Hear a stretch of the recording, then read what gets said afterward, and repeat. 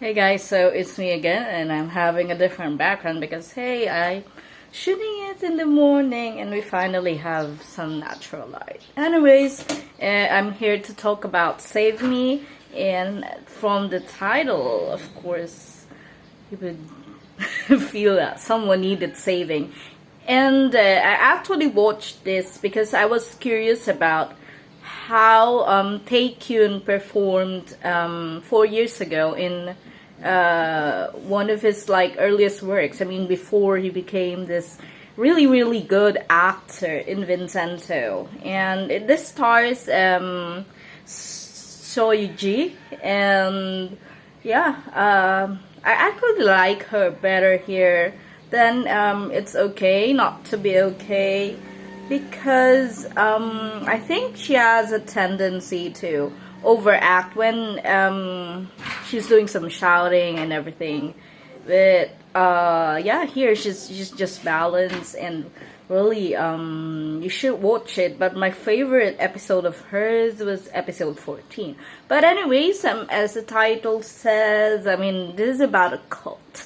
I mean, it's not surprising because the opening scene, one of the opening frames, you would see the spiritual father actually healing someone and speaking in a congregation and performing miracles. And I didn't actually. This is a very effective series because after this, I actually did. Well, actually, no. Even before the last episode, I think.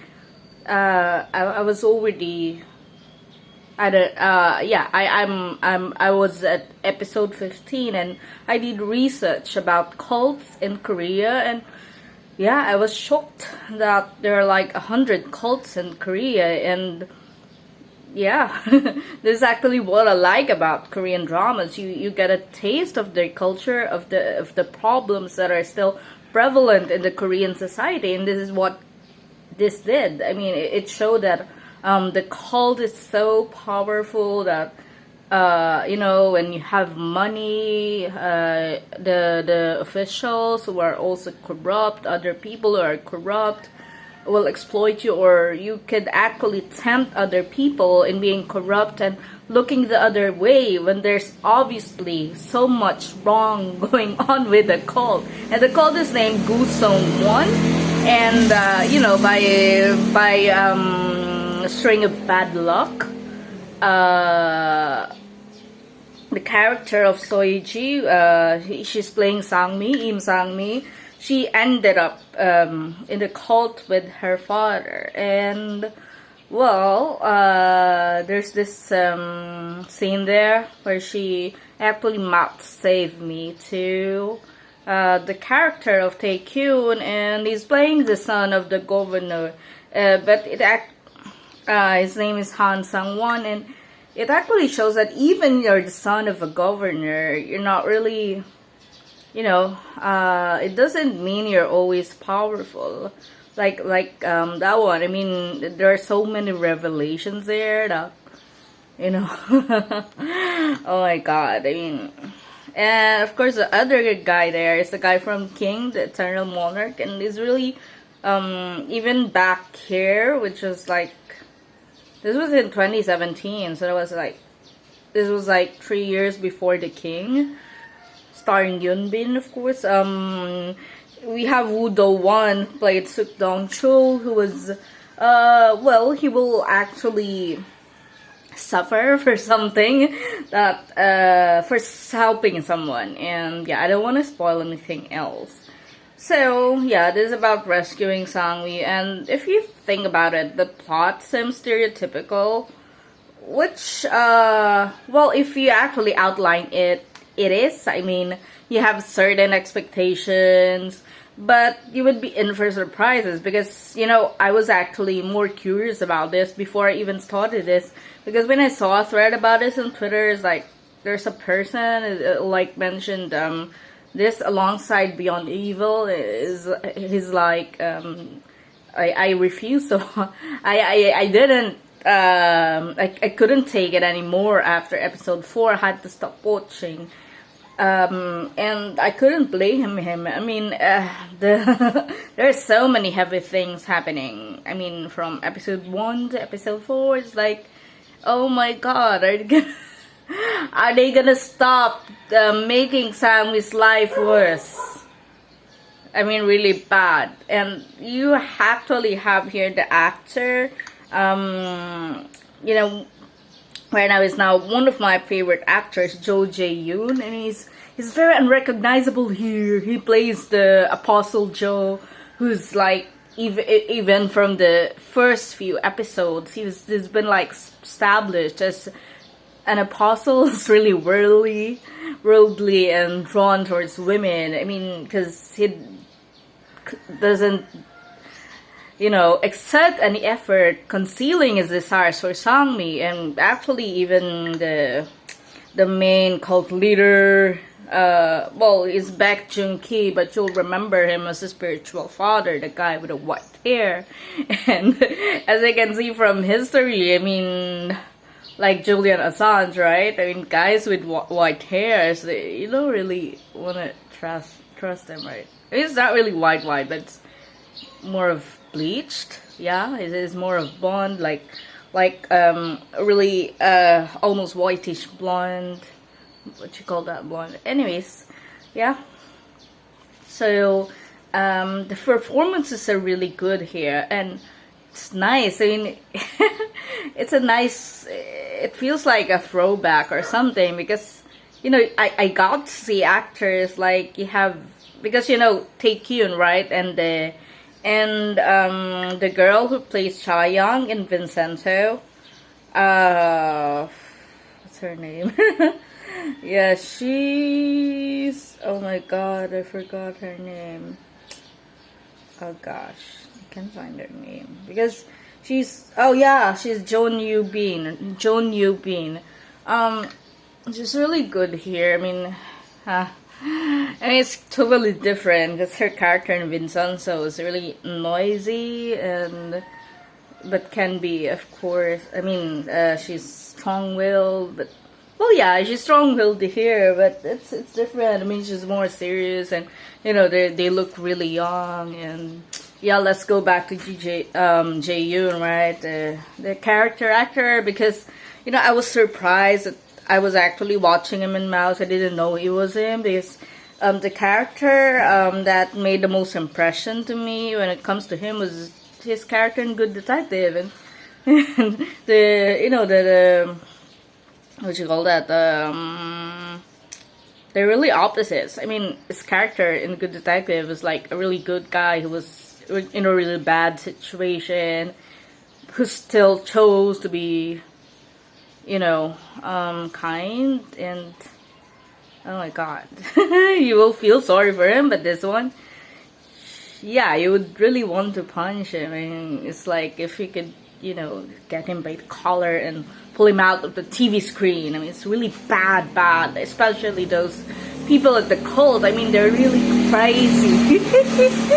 And then, you know, my favorite part is this part where they are speaking in tongues, and it really reflects the way people in cults act. No offense to people in cults, but that's what's really weird about it. People in cults wouldn't really admit that they are in a cult. They would say it's a religious order, but when you think about it, I mean, you have this, you know, head which, you know, you have to follow at all costs, and you don't question his teachings. But to a normal person, the teachings are like ridiculous, like this ship of salvation of Gu Sung-won, and my god, what kind of god is named Mighty New Sky? It sounds like, you know, a brand of a paint or something. Yeah, it's really weird. I mean, it sounds like, yeah, it sounds like a brand. But yet people believe it, and this is what's really awesome about Save Me. I mean, it encapsulates the essence of a cult without really, you know, but it still gives us very solid performances, solid characters. but it's not really perfect because there are like the character of Dongchul. There's a bit there towards the end, like I didn't think he needs that side story because really, yeah, it doesn't really do much for the narrative. And I think anything that doesn't really do much for the narrative or whatever, I mean, this character is already there. I mean, you know, the arc of his character even prior to that scene, so it doesn't really need to be improved. So that one, and yeah, and Taekyun, by the way, is like, oh my god, it's not really a bad actor here, but he's kind of boring. I mean, for the lead, I mean, it's Dongchul is like, you know, you just can't take your focus off Dongchul. I mean, aside from, yeah, I don't know. I mean, yeah, and it's weird because he looks older here than he. I mean, this was in 2017, right? Like 3 years, 4 years. Yeah, I mean, yeah, they shot Vincent, so I think in 2020. So, yeah, whatever, something like that. 3-4 years gap. And he looks older here, and yeah, but of course he looks like a college student, which is no problem. I mean, which is what he was playing because that was the timeline from high school. Then 3 years after, they become college students, and oh. It's nice to see. I mean, other faces like I'm not gonna name the actors anymore, but the guy from, yeah, anyway, the cult leader. I think he's definitely the lead, like, you know, the captain of the police force, or rather the main, anyways, the head of the police. I think that was in Stranger, so it's, you know, it's weird seeing him here being all, you know, all too ready to commit acts of lasciviousness and deceiving people, taking their money. Yes, of course you have. Let me think. What else? Yeah, that guy who always plays the nerdy guy, who also plays the nerdy guy here. He was in a Who Are You? School. I think it was School 2017 or something. Yeah, the one where they're like twin girls, and one is bullied, one grew up in a nice family. Yeah, that guy, and he was the bullied one. I mean, he was also a bullied person there. And he played a bullied person again in a Itaewon class, right? I mean, I think you know what I'm talking about if you've actually watched those. So yeah. But I have to say, it's difficult to like rewatch Save Me. I mean, you would probably rewatch it for some parts, yeah, some parts, you know, some special parts. Like, I'm serious, episode 14 when she spoke in tongues. I'm not giving you the context. I mean, when Sangmi spoke in tongues, yeah. Oh yeah, I'm sorry. There's another actor, the one playing his father, her father. And yeah, because I saw him first in My Mister, and he's playing like the boss of the lead guy. Yeah, so, and well, I haven't finished Kill It on View, which I'm watching right now. I haven't gotten around, but yeah, he's also playing a villain there, because this here, I mean, yeah, it's kind of villain role. I mean, what kind of father makes his daughter go through all of that? So, oh god.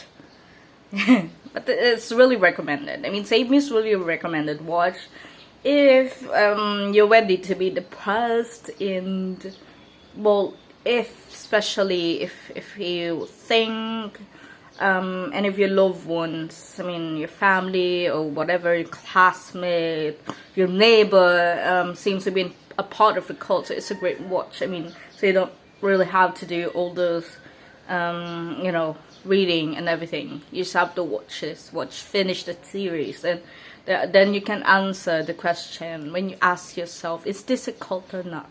So that's it, guys. Thanks again for watching. And yeah, if you have a K-drama you want to recommend, just comment it down. And yeah, anyways, before I finish this, by the way, because I'm wrapping this up, I'm about to say goodbye, right? let me just share. I started watching Reply 1988, and I'm actually enjoying it. I mean, yeah, it's nice. I mean, it's refreshing. I mean, to actually watch something that, you know, it's not really. I'm not saying it doesn't follow a narrative, but it's more of like exploring really just how people interact with each other. It's a very character-driven show.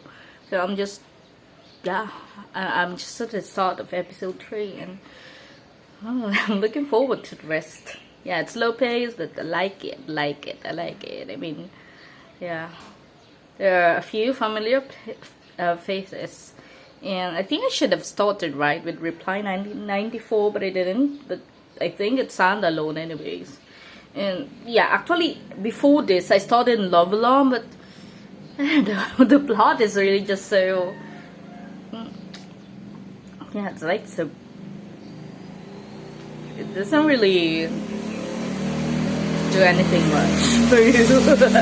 I don't know, but I'll still try to finish Love Alarm. I think it's because it's.